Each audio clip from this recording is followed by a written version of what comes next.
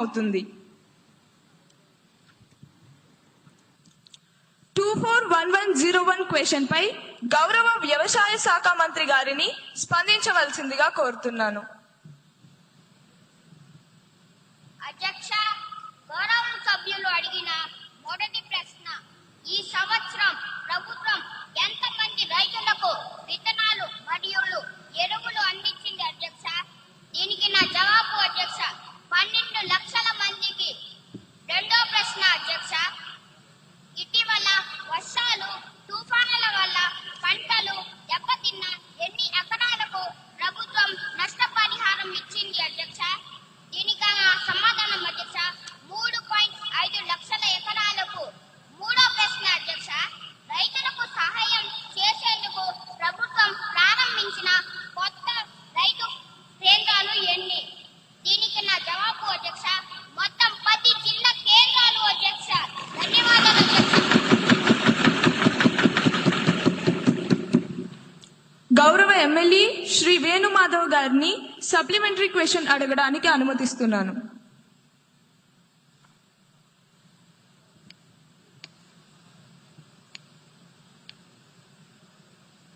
అధ్యక్ష, గౌరవనీయులైన మంత్రి గారు 12 లక్షల మంది రైతుల్ని ఆదుకోవడం హర్షించదగ్గ విషయం అధ్యక్ష. రైతులకు మేలు రకపు విత్తనాలు మరియు ఎరువులు సరఫరా చేసి మన ప్రభుత్వాన్ని రైతు పక్షపాత ప్రభుత్వంగా నిరూపించుకోవాలని మీ ద్వారా గౌరవనీయులైన వ్యవసాయ శాఖ మంత్రిని కోరుచున్నాను అధ్యక్ష. రాబోయే రబీ సీజన్ లో విత్తనాలు మరియు ఎరువు కొరత లేకుండా మన ప్రభుత్వం ఎటువంటి చర్యలు తీసుకుంటుందో మీ ద్వారా మాకు తెలియజేయగలరని కోరుతున్నాను అధ్యక్ష.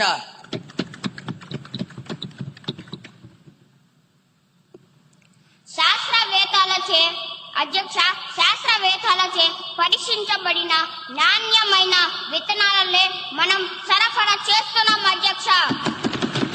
3 నెలల పంట కాలం తరువాత మేము చెప్పే దిగుబడి లెక్కలే మాట్లాడతాయి అధ్యక్ష. విత్తనాలను సకాలంలోనే సరఫరా చేస్తున్నాము అధ్యక్ష. మనది రైతు ప్రభుత్వం అధ్యక్ష అని రైతులే చెప్తున్నారు అధ్యక్ష. రైతులే రాజు కదా అధ్యక్ష.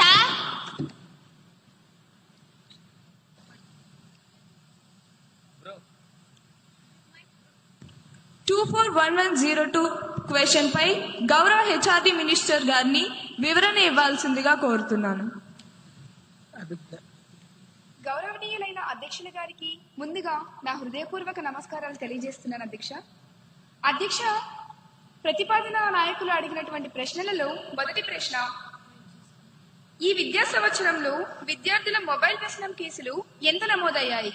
అధ్యక్ష, ఈ ప్రశ్నకి సమాధానం, ఈ విద్యా సంవత్సరంలో 100లో కేసులు నమోదయ్యాయి అధ్యక్ష. రెండవ ప్రశ్న, మొబైల్ వ్యసనం కోసం ప్రభుత్వం ఏమైనా కౌన్సిలింగ్ లేదా రీహాబ్ సదుపాయాలు అందిస్తున్నదా? అంటే ప్రత్యేక రీహాబ్ అంటూ ఏం లేదు అధ్యక్ష, కాకపోతే ఖచ్చితంగా కౌన్సిలింగ్ అనేది అందిస్తున్నది అధ్యక్ష. మూడవ ప్రశ్న, ప్రత్యేక రీహాబ్ సెంటర్లు లేకపోతే డిజిటల్ డి అడిక్షన్ సెంటర్లు ఏర్పాటు చేయాలనే యోచన ఉందా అధ్యక్ష? ఖచ్చితంగా ఉంది అధ్యక్ష, మాకు అటువంటి ఆలోచన ఉంది. ప్రస్తుతం ప్రభుత్వం పరిశీలిస్తుంది అధ్యక్ష. పైలట్ సెంటర్లు ప్రతిపాదనలో ఉన్నాయి అధ్యక్ష. ధన్యవాదాలు అధ్యక్ష.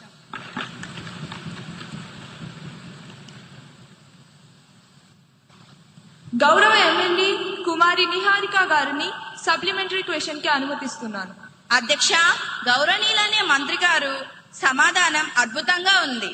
కేసులు 100లో ఉన్నాయట అంటే ఖచ్చితమైన లెక్క లేదా అధ్యక్ష? లేక అది కూడా ఫోన్ లో క్యాండీ క్రష్ ఆడుతూ లెక్క పెడతారా? పిల్లలేమో 5G స్పీడ్ లో ఫోన్లను అతుక్కుపోతుంటే మీ ప్రభుత్వ చర్యలేమో ఇంకా 2G స్పీడ్ లోనే పరిశీలన దశలోనే బఫరింగ్ అవుతున్నాయి అధ్యక్ష. ఆ పైలట్ సెంటర్లు భూమి మీదకు వచ్చే లోపు విద్యార్థులు భవిష్యత్ స్విచ్ ఆఫ్ అయిపోదా అధ్యక్ష? ధన్యవాదాలు. 5G గురించి అసలు లెక్కలేవి 100లో అంటే సమాధానమేనా అధ్యక్ష? దాట వేయకండి. పైలట్ సెంటర్లు ఎప్పుడు వస్తాయి? డేట్ చెప్పమనండి అధ్యక్ష. చెప్పండి.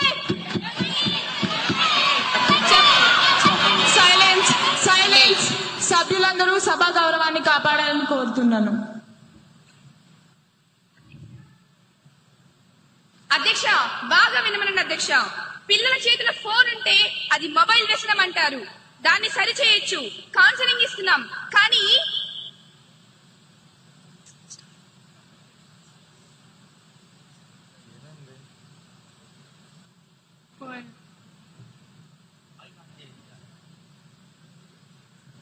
అధ్యక్ష, మా మైకులు కట్ చేశారా?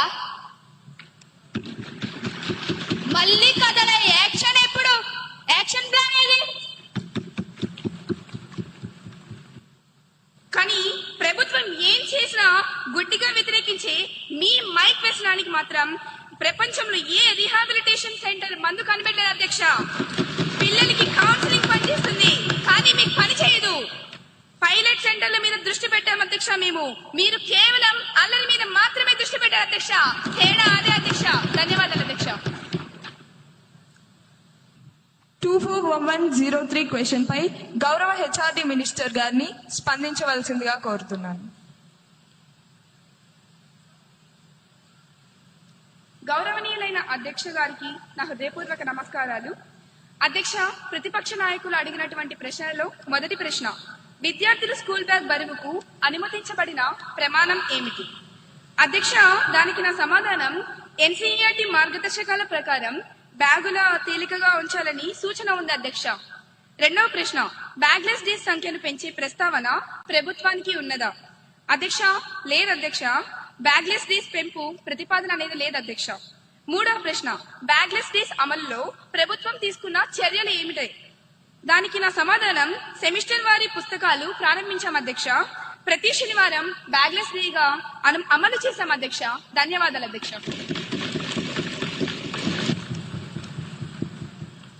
గౌరవ ఎమ్మెల్యే లక్ష్మీ నరసింహ గారిని సప్లిమెంటరీ క్వశ్చన్ కి అనుమతిస్తున్నాను.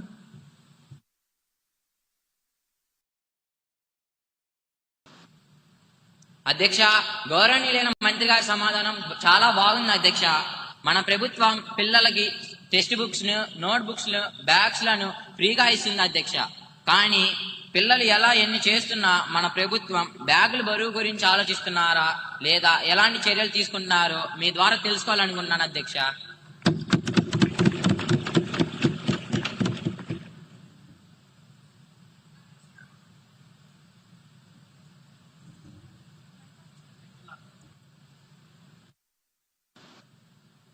అధ్యక్ష, గౌరవ సభ్యులారా, మేము సెమిస్టర్ విధానం తెచ్చాం, సెమిస్టర్ సిస్టమ్ ను తెచ్చాం.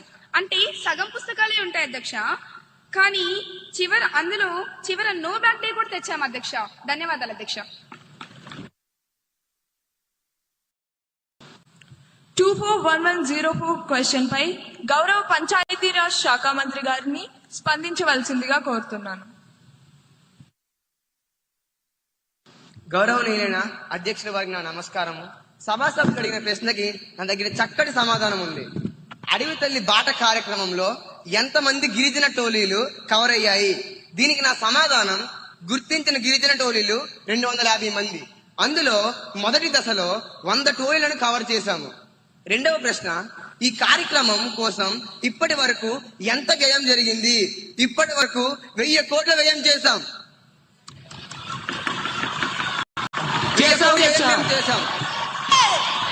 మంత్రి గారి సమాధానాన్ని పూర్తిగా వినవలసిందిగా కోరుకుంటున్నాను. ఇంకా ఎన్ని గిరిజన ప్రాంతాలు కవర్ అవ్వాల్సి ఉంది? మిగిలిన ప్రాంతాలను ఎప్పటిలోగా పూర్తి చేస్తారు? దీనికి నా సమాధానం ఇంకా 150 టోలీలు కవర్ అయ్యాయి. రాబో ఏడాదిలో మేము పూర్తి చేస్తాం అధ్యక్ష. ధన్యవాదాలు.